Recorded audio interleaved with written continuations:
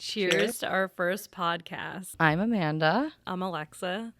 And welcome to Tatas and Tea. I'm really excited to be here starting this podcast that we've been talking about for 2 years now. At least. Yeah, I mean, we've only known each other for, 3.5 years, but it seems like just yesterday we were at the Lion bonding over Fleetwood Mac. It was October 2020, and I was there for my birthday, and I heard Fleetwood Mac playing on the jukebox, and I never hear that at the Lion. And I was like, who's playing Fleetwood Mac? And I think you thought I was going to be mad about it. Yeah, I think so. And then I yelled, me, across the bar, to Amanda. And then, I think I went over to her to, talk to her about it. I was like, solid choice. Yeah, and then we were just like, I love Stevie Nicks. I love Fleetwood Mac, and we just started, bonding over that. And my friend Donna was at the bar, and we walked over, I think she walked over with me to you guys, and you were saying how, did you ask me and Donna, how we knew each other, possibly? Because I thought Donna was a lesbian, and I was like, those look like lesbians, and I think we clocked you, and I was like, oh, that one's definitely a lesbian, but I wasn't sure about you. So I thought Donna was a lesbian for sure. She's not. Yeah, so I was like, so I think you asked, that's how I asked how we knew each other. Yeah, because I thought, I was like, are they together? That was my first thought. So then we just said, we know each other, from softball. We play together, on the same team for a long time. Your ex said, she was looking to play softball somewhere in the area. And I said, well, that's cool. I'm like, we're always looking for players or subs. Since she wanted to join the softball team, I think I got your number. Mm-hmm. But then I would go to the softball games with her, and you guys would be there. And then eventually, we all started hanging out. Yeah, now you come around way more and hang out with all of us. And I feel like you're more your authentic self without her. I agree with that. But you know what? It worked out in the end, because if I didn't come around, then we wouldn't be here. Mm-hmm. And a beautiful friendship has blossomed. Our queerness too is another thing we bonded over. Mm-hmm. And I think that's part of why we all connected, is because it's so hard to make friends as an adult, especially queer friends. And once you make queer friends, you have something to bond over, that straight people don't get. Yeah, and we happen to live in the same town, right, which is even cooler. And we're super close. Yesterday or whatever day that was yesterday. Hey, I'm coming to pick whatever up, and I'm like, all right, coming out in my pajamas with Cameron. Yeah, so we, being queer, we have similar stories, coming out, and you can relate to the good experiences, the bad experiences. I'd had a not so great one. What was yours like? Oh, me? You want me to go first? You go first. Well, I mean, how people sometimes will just be like, I am a lesbian. Mine was not like that, because number one, I didn't even know what that was. It was 1999. I checked. I was going to say it's the 90s. I looked in our text at my journal entry, and it was 1999. So I was hilarious. 8 years old, and I was writing about a friend's mom that I was infatuated with. But it wasn't normal. It wasn't oh, she's really nice. It was I really liked her, had a crush on her and it was for a while. I remember we used to go swimming at a friend's house, and she would go there, obviously in her bathing suit. And I would make, this is so weird, I would make signs and hold them up in the window to her. And God only knows what I wrote on the signs. I wish I knew. I don't even remember, but I do remember doing this. Was it 10? 10 out of 10? I love you, marry me. Yeah. You look hot. I should ask my dad. He might remember, because he was probably out there. What? Does she know they were directed at her? God only knows. I have no clue. Maybe she thought you were flirting with her daughter or something. Maybe we could get her on here as a guest. Honestly, maybe eventually. Oh my God. But it was so funny. Yeah. Oh God, that was such a weird time. But I was so that was 1999, but I had a crush on her for a while. It was years. But I just so happened to write about it then. And obviously, like, I had crushes on, like, other, like, teachers, I think, or, like, I mean, I remember some of them, like, middle school, high school. Right. Coaches, like, stuff like that. And when I was really young, probably around the time that I wrote the journal entry, I was cutting out bras from magazines behind a curtain in the living room. And they were my dad's magazines, obviously. And he would go and, like, look at them and be like, what in the world? Like, why is every single bra cut out of this book? Like, literally. And I had, like, I think a shoebox of, like, just boobs and bras, like, just cut out. That's hilarious. Like, I don't know what I was thinking, but, like, I liked it. I guess you were thinking that you like boobs. Right? So, yeah. So I always knew when I was younger that I was into girls, but I didn't know that that was, like, a normal thing. Like, right. So I just didn't know what it was. But when I was in high school, guys would, like, hit on me, and I just never was into them. Like, I just did my own thing. Like, I did date, like, 2 guys, I think, but, like, it wasn't like that. It was, like, friends. Right. But then I had my first girlfriend. I think I was a junior in high school, and like, people knew that we were dating. Like, it was never like, hey, we're together, like, we're gay. Like, people just, like, put it together, and my family put it together too, because we were always together. She would come over to swim or just hang out, and my dad one day asked me, are you gay? And I'm like, yeah. And he's like, what? He's like, you are? And I'm like, he's like, no, you're not. I'm like, yes, I am. I'm not lying to you. And, like, it was kind of like yours. Mm-hmm. But, like, he just didn't believe me. I'm like, how do you not believe it?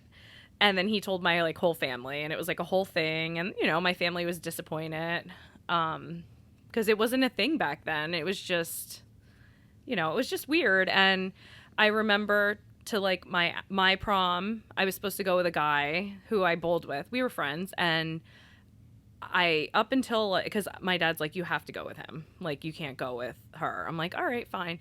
Then I'm, like, thinking about it. I'm like, no, I'm going to go with my girlfriend. I want to go with her, and I don't want to miss this opportunity.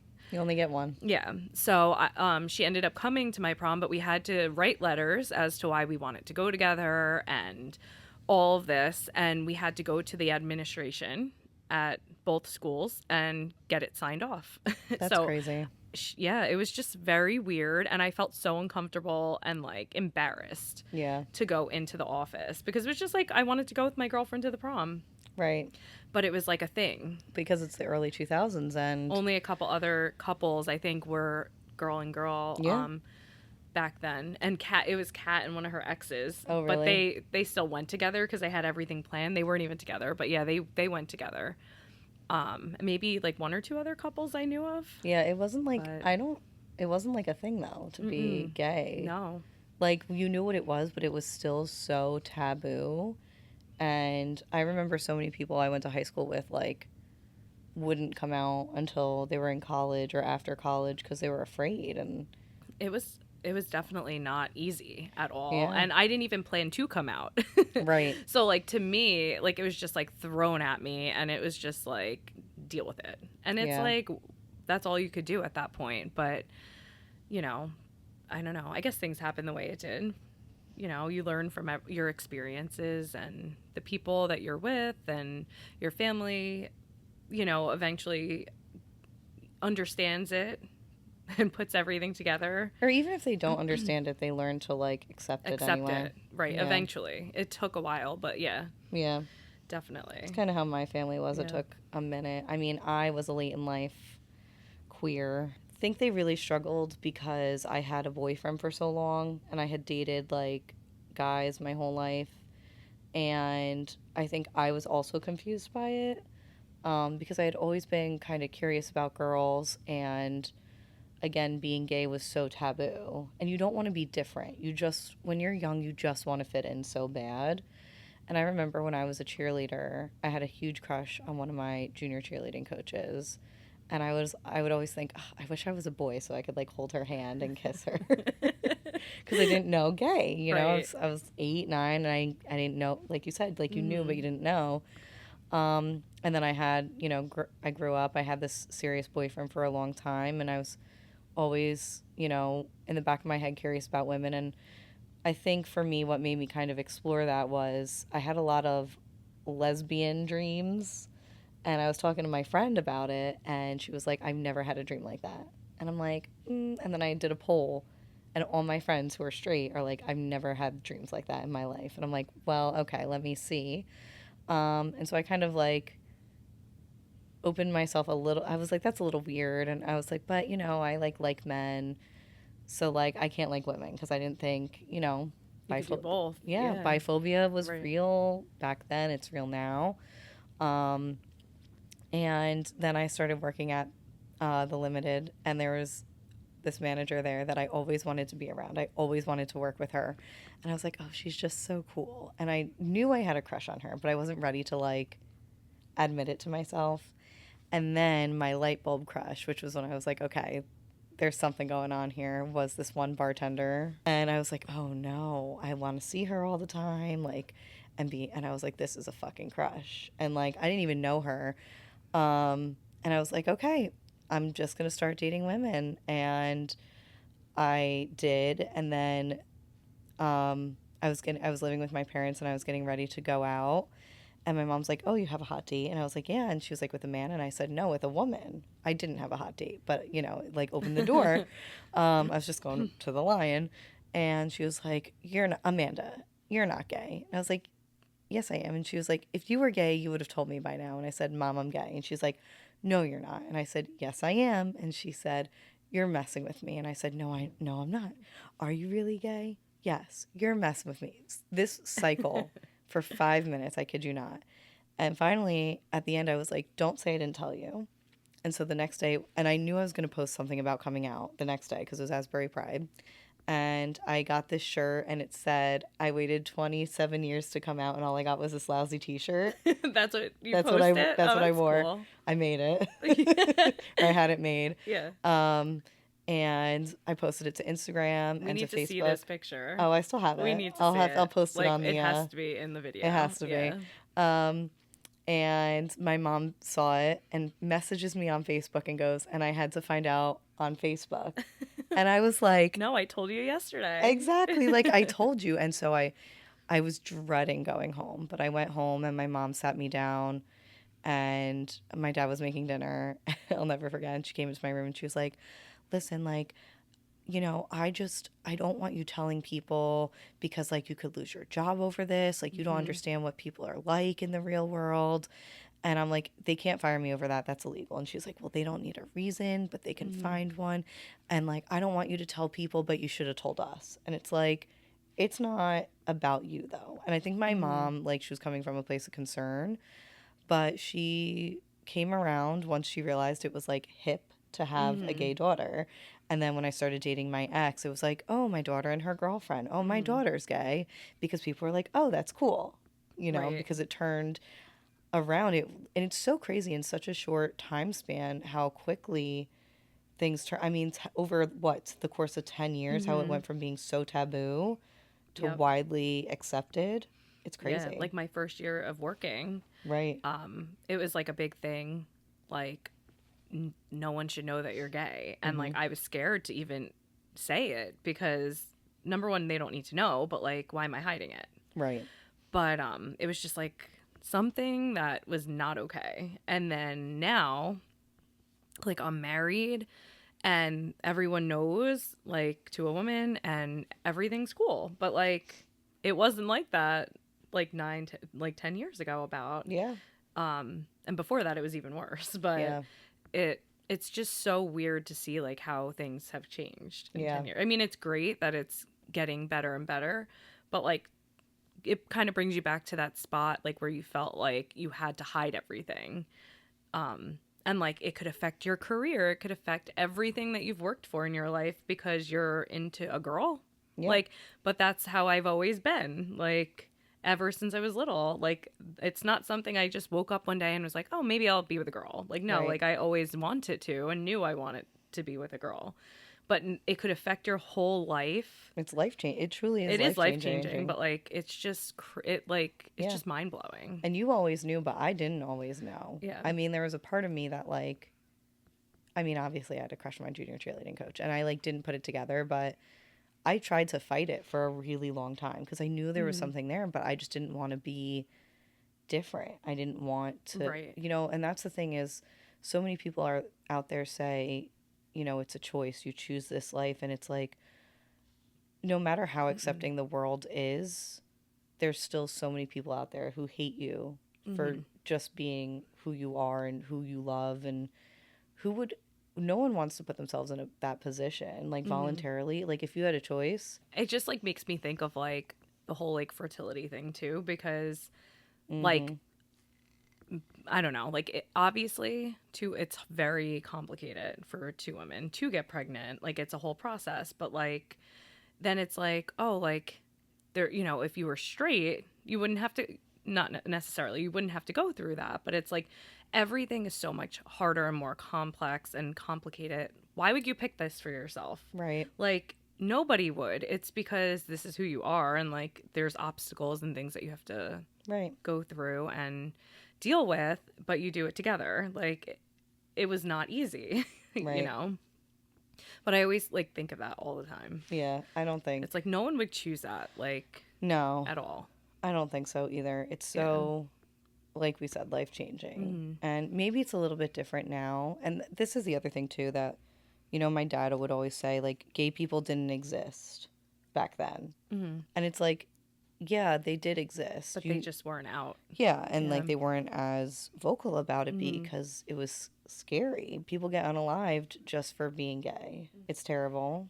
Why would you put yourself at risk voluntarily like that? Right. This just made me think of it before. Melissa Etheridge, when she came out, because we just saw her coming out story like on social media, and she didn't want to hide it anymore. She wanted to be her true, authentic self, and her music was mostly about, obviously, women and people she's been with.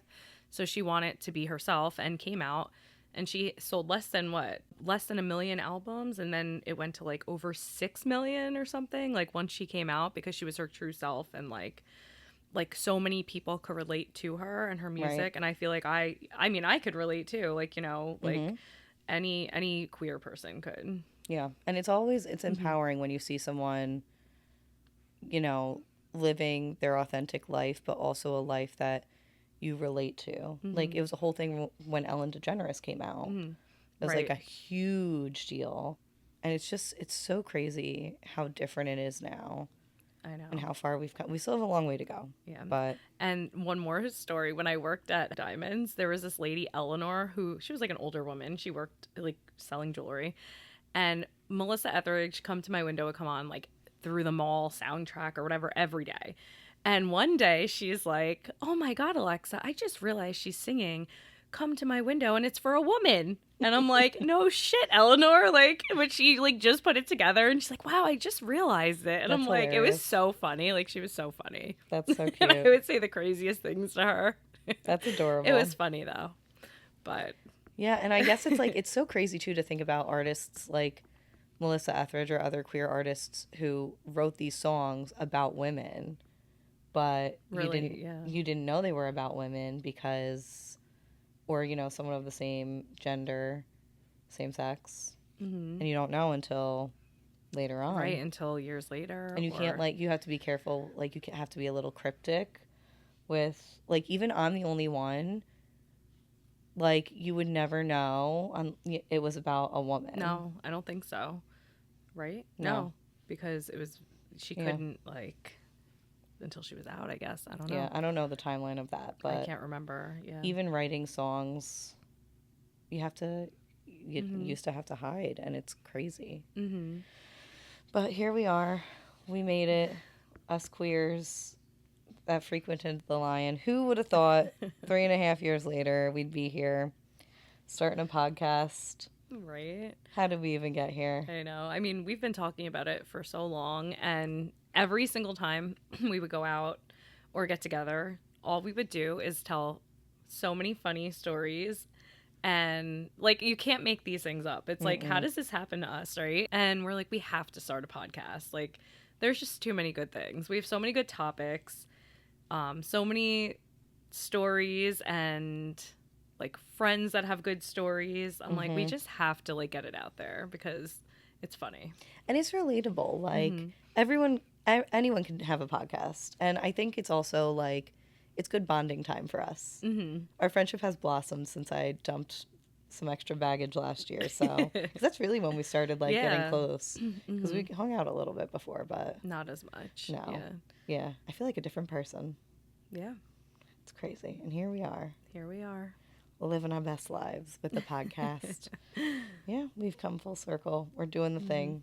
So, yeah, I guess the podcast is just going to be kind of stories about our lives, or, you know, we'll have some listeners write in. We're going to have some guests. We actually have an episode planned where we're bringing in our first ever guests on our second episode. Yeah. That'll be a good time. And we have some friends with crazy stories too. So yeah, we have a good list of ideas. So it'll be fun. Bi-weekly we'll be coming out with an episode twice a month. So don't forget to subscribe, follow. We're on Instagram, TikTok, X. Follow us. Yeah, follow us for some tales. Some good time. Join us for our next episode of Tatas and Tea. Bye.